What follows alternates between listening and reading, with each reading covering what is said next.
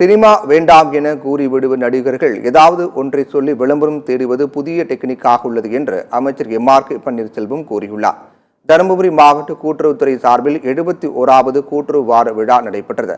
இதில் தமிழ்நாடு வேளாண் மற்றும் உழவு நலத்துறை அமைச்சர் எம்.ஆர்.கே. பன்னீர்செல்வம் கலந்து கொண்டு மகளிர் சுய உதவிக்குழுக்களுக்கு 38 கோடியே 18 லட்சம் ரூபாய் மதிப்பிலான கடன் உதவிகளை வழங்கினார். பின்னர் செய்தியாளரும் பேசிய அவர், மகளிர் உரிமைத் தொகை, புதுமை பெண், தமிழ் புதல்வன் திட்டங்கள் சிறப்பாக செயல்படுத்தப்பட்டு வருவதாக தெரிவித்தார்.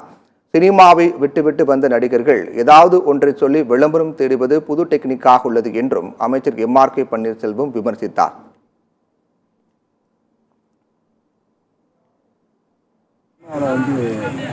வேகம் குறைஞ்ச பிறகு ஏதாச்சும் ஒரு கான்ட்ரவர்சியான செய்திகளை சொல்லி பெரிய ஆக்கிறது ஒரு விளம்பரம் தான். இது ஒரு டெக்னிக். நடிகர்லாம் இப்போ